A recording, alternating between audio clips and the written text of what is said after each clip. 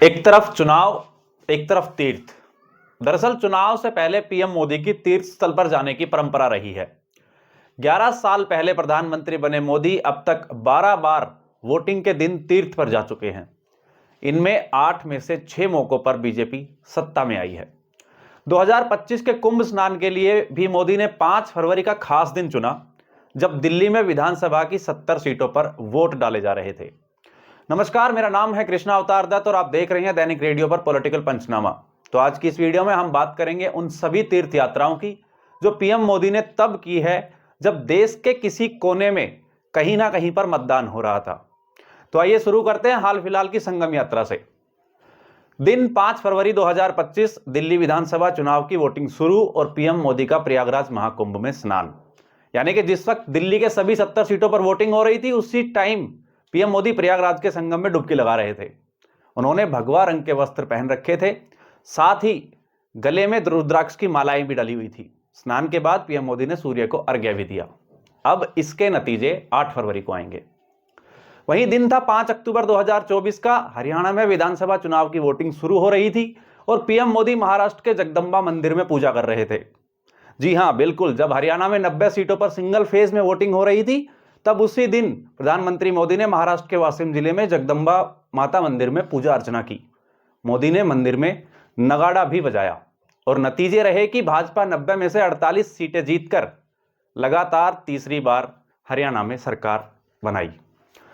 वहीं दिन था 1 जून 2024 का। देश में हो रहा था लोकसभा चुनाव और पीएम मोदी कर रहे थे विवेकानंद रॉक मेमोरियल में साधना।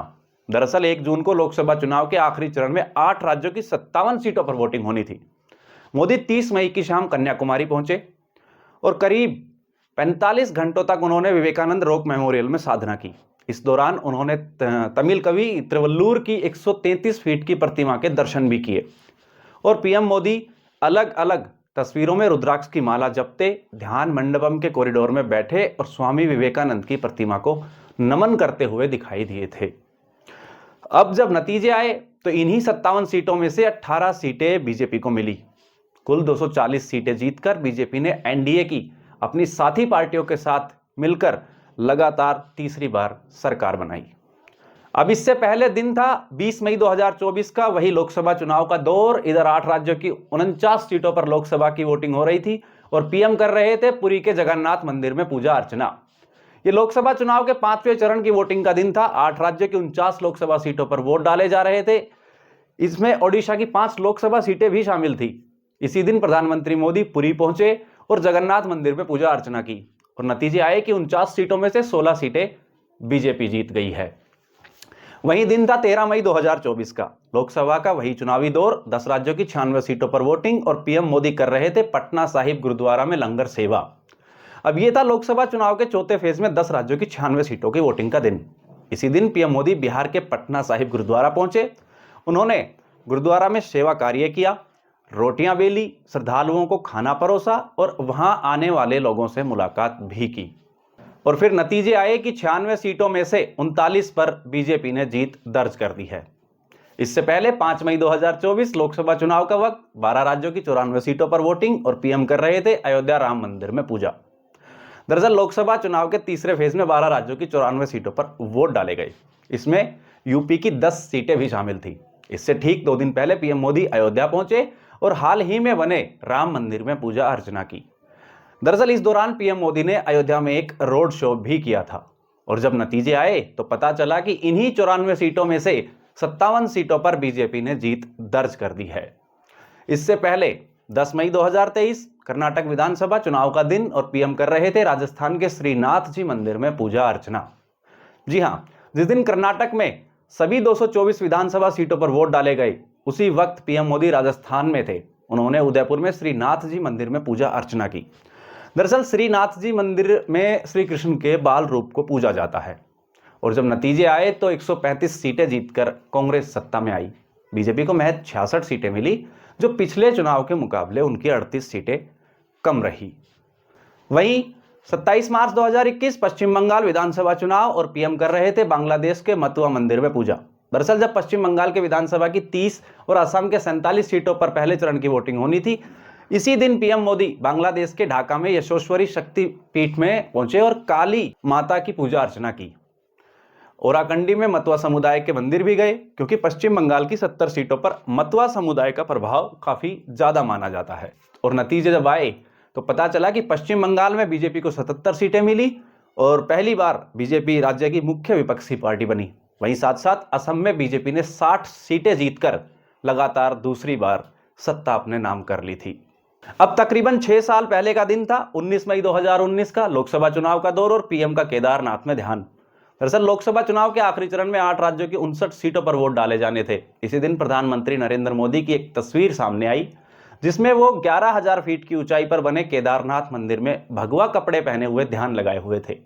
मोदी ने उस गुफा में करीब 17 घंटे बिताए थे और गुफा से बाहर निकलने के बाद मोदी ने कहा कि मैं जब भी भगवान के चरणों में आता हूं तो मैं कुछ नहीं मांगता, क्योंकि उसने आपको मांगने के लिए नहीं, देने के योग्य बनाया है। फिर नतीजे ये आए कि उन्हीं 59 में से 36 सीटें बीजेपी ने जीती। कुल 303 सीटें जीतकर प्रचंड बहुमत के साथ बीजेपी ने लगातार दूसरी बार सरकार बनाई और नरेंद्र मोदी बने देश के प्रधानमंत्री दूसरी बार। इससे पहले 12 दिसंबर 2017 गुजरात विधानसभा चुनाव का दिन और पीएम की अंबाजी मंदिर में पूजा। जब गुजरात विधानसभा चुनाव में 9 दिसंबर और 14 दिसंबर को वोटिंग होनी थी, इसी बीच में 12 दिसंबर को पीएम मोदी महसाणा के प्रसिद्ध अंबाजी मंदिर पहुंचे।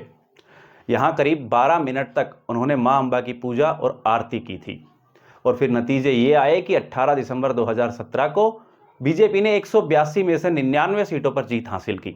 बीजेपी को 49.1% वोट मिला और लगातार 8वीं बार बीजेपी की सरकार बनी और विजय रूपाणी दूसरी बार बने गुजरात के मुख्यमंत्री। 8 मार्च 2017 यूपी विधानसभा चुनाव और सोमनाथ मंदिर में पूजा। अब जिस दिन उत्तर प्रदेश विधानसभा चुनाव के आखिरी चरण में 40 सीटों पर वोटिंग होनी थी, उसी दिन प्रधानमंत्री मोदी ने सोमनाथ मंदिर में खास पूजा की। उनके साथ तब के बीजेपी राष्ट्रीय अध्यक्ष अमित शाह भी थे। रुद्राक्ष की माला और सुनहरा अंगवस्त्र पहने अभिषेक और आरती करते हुए पीएम मोदी की तस्वीरें सियासी गलियारों में चर्चा का विषय भी रही थी। और फिर जब नतीजे आए तो यूपी में 15 साल बाद बीजेपी की वापसी हुई। 403 में से 312 सीटें जीतकर बीजेपी ने जीत हासिल की और योगी आदित्यनाथ बने उत्तर प्रदेश के मुख्यमंत्री। और यही नहीं, 11 अप्रैल 2016 को असम विधानसभा चुनाव और पीएम कर रहे थे केरल के पारावूर पुतिंगल मंदिर में घायलों से मुलाकात। मतलब कि जिस दिन असम विधानसभा चुनाव के आखिरी चरण में 61 सीटों पर वोटिंग होनी थी, इससे एक दिन पहले 10 अप्रैल को सुबह केरल में कोल्लम जिले के पारावूर पुतिंगल मंदिर में कार्यक्रम के दौरान आग लग गई थी। इसमें करीब 111 लोगों की मौत हो गई और 200 से ज्यादा लोग घायल हो गए थे। शाम होने तक पीएम मोदी भी पहुंच गए। उन्होंने इलाके और अस्पताल का दौरा किया और घायलों से मुलाकात की। और असम चुनाव के जब नतीजे आए तो असम में बीजेपी ने 126 में से 86 सीटें जीत ली और बीजेपी को 41.9% वोट मिले। पहली बार असम में बीजेपी की सरकार बनी। तो मतलब ये है कि 5 फरवरी 2025 को संगम स्नान में से पहले पीएम मोदी 11 बार वोटिंग के दिन किसी न किसी तीर्थ यात्रा पर रहे हैं। इस दौरान 2 बार लोकसभा और 6 राज्यों की विधानसभा चुनाव हुए हैं। दोनों लोकसभा में बीजेपी ने सत्ता हासिल की, जबकि 6 राज्यों में से 4 राज्यों में बीजेपी ने सरकार बनाई, यानी कि 75% स्ट्राइक रेट के साथ। और 11 चुनाव वाले दिन तीर्थ यात्रा से मोदी ने कुल 1662 सीटों को कवर किया। इसमें से 854 सीटें बीजेपी ने जीत ली, यानी करीब 52% स्ट्राइक रेट के साथ। अब ये क्या है कि वोटिंग के दिन ही किसी न किसी तीर्थ पर जाना। देखिए, एक्सपर्ट्स का मानना है कि वोटिंग डे पर तीर्थ यात्रा पर जाना मोदी की पॉलिटिकल स्ट्रेटजी का हिस्सा है। और एक्सपर्ट्स ये भी कहते हैं कि बीजेपी हमेशा से धर्म की राजनीति करती आई है। मोदी के महाकुंभ में जाने से सीधा असर फ्लोटिंग वोटर्स पर पड़ेगा। यही बीजेपी की रणनीति भी है, क्योंकि फ्लोटिंग वोटर्स के बीच मोदी की अच्छी पैठ है और इससे बीजेपी के वोट्स को बढ़ना तय है। वहीं चुनावी एक्सपर्ट्स का यह भी कहना है कि मोदी के महाकुंभ जाने से दिल्ली चुनाव में कोई खास इंपैक्ट नहीं होगा, लेकिन इससे बीजेपी के कोर वोटर्स का मनोबल बढ़ेगा। बीजेपी की आइडियोलॉजी को फॉलो करने वाले लोग और उसके कार्यकर्ता मोदी को कुंभ में देखकर मोटिवेट होंगे। इससे बीजेपी के कोर वोटर्स का टर्नआउट भी बढ़ेगा। तो मतलब साफ है, जैसा एग्जिट पोल भी कह रहे हैं, कि इस बार दिल्ली में बदलाव देखने को मिलेगा। क्या एक और तीर्थ यात्रा और एक और स्टेट की विजय पताका, यही है मोदी के संगम स्नान का असली उद्देश्य? तो देखते हैं आगे क्या होता है। यह था आज का पॉलिटिकल पंचनामा, जिसमें हमने देखा कि 12 से 8 तीर्थ यात्राओं में मोदी पक्ष में रही है, यानी कि 75% से ज्यादा। और अब देखते हैं आगे क्या होता है दिल्ली का हाल। तो ये था आज की वीडियो। अगर आपको ये वीडियो पसंद आई हो तो वीडियो को लाइक करें, कमेंट करें और शेयर करें। हाँ, चैनल को सब्सक्राइब करना ना भूलें। मिलते हैं अगली वीडियो में एक बहुचर्चित मुद्दे के साथ। तब तक के लिए नमस्कार, धन्यवाद।